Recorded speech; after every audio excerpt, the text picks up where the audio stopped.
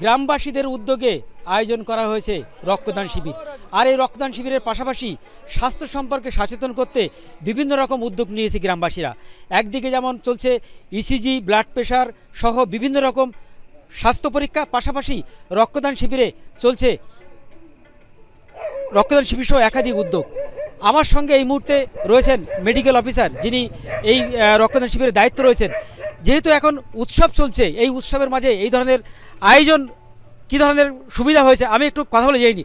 Madam, এখন তো উৎসব চলছে, তো এই উৎসবে কতটা সাধারণ মানুষের মধ্যে আগ্রহ দেখতে পাচ্ছেন?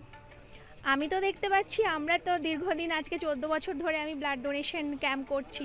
আমি তো দেখছি উত্তরাত্তর প্রতি বছর বেড়েই যাচ্ছে। মানে গত বছর আমরা যতগুলো ক্যাম্প করেছিলাম বা তার আগের বছর আমরা যতগুলো ক্যাম্প করেছিলাম, এবছর তার থেকে প্রায় ডবল সংখ্যক ক্যাম্প আমরা অর্গানাইজ করেছি। তার মানে জনসাধারণের ভেতরে ব্লাড ডোনেশন নিয়ে আরও উন্মাদনা বলুন বা আরও প্রচার বলুন, এটা কিন্তু আগের থেকে অনেক বেশি বেড়েছে। এমনিতেই নর্থ চব্বিশ পরগনা আমাদের রক্তদানে মানে জন্যে ভারতের মধ্যে, পশ্চিমবঙ্গের ভেতরে তো বেশি, ভারতের মধ্যে একটা উল্লেখযোগ্য স্থান আর কি অধিকার করে। কিন্তু তারপরও আমি বলবো, মানে আমরা মশলন্দপুরে গত বছর যা ক্যাম্প করেছিলাম, এবছর দ্বিগুণের বেশি ক্যাম্প আমরা করেছি আর কি। তার মানে উৎসবের মরশুমে এনারা কিন্তু শুধুমাত্র উৎসব নিয়ে মেতে আছেন তা না, তার সাথে সাথে এনারা কিন্তু মাথাতে এটাও রেখেছেন যে জনস্বার্থে কাজ করতে হবে। মুমূর্ষু রোগীদের কথাটা কিন্তু এনারা ভুলে যাননি আনন্দ করতে গিয়ে।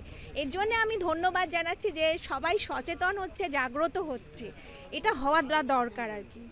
ঠিক, মেডিকেল অফিসার যেটা জানালেন যে গত বছরের থেকে কিন্তু এবছর যথেষ্ট পরিমাণে সাধারণ মানুষের মধ্যে উৎসাহ রয়েছে এবং বহু মানুষ কিন্তু এই উৎসবের মধ্যেও এগিয়ে এসছেন। আমার সঙ্গে রয়েছেন এখানকার যে উদ্যোক্তা, তাদের সঙ্গে একটু কথা বলে যায়নি যে একটা গ্রাম এলাকা, মহিলাদের আমরা উৎসাহ দেখলাম চোখে পড়ার মতো, কেন, কিভাবে সম্ভব হলো? দেখুন, এটা তো একটা সামাজিক কাজ, আর এই সামাজিক কাজে সবাই এগিয়ে আসছে। সবথেকে ভালো লাগছে আমার পাড়ার যা মহিলারা আছে তারা সবার আগে উদ্যোগে এগিয়ে এসছে। আর এই মানুষগুলোর জন্যই এই আমার জুনিয়র একাদশের এত বড় একটা পরিবার, এই পরিবার নিয়েই আমরা এই পুজোটা চালাই। আর এই পুজোর মধ্যে দিয়ে প্রথম উদ্যোগ নিয়েছি আমরা রক্তদান শিবির। এর মধ্যে আমার বন্ধু সম্রাট, আমার স্যার শ্যামল স্যার, আমার দাদা কুর্তি মানে অমিতদা, আমার বন্ধু অমর, আমার বন্ধু সন্তু, আর প্লাস আমার বন্ধু পাপান, এদের সবার সহযোগিতা আর আমার পরিবার জুনিয়র একাদশ সবাইকে নিয়ে এই উদ্যোগে আমি নেমেছি। আশা করি আপনাদের সমস্ত ধরনের মানুষদের আমি এরকম কাজে এগিয়ে আনতে পারব। ঠিক, একদম উত্তর চব্বিশ পরগনা জেলার গোবরডাঙ্গা থানার মসলন্দপুর এই এলাকার এই যে জুনিয়র একাদশ রাজবল্লভপুর গ্রামের, তাদের এই উদ্যোগকে স্বাগত জানিয়েছেন গ্রামবাসীরা। পাশাপাশি বহু স্বাস্থ্যকর্মী যারা এসছেন, যারা এই যে রক্তদান শিবির সহ স্বাস্থ্য যে শিবির হচ্ছে সেইটাকে সফলতার সঙ্গে যাতে করা যায় সেই উদ্যোগ তারা নিয়েছেন।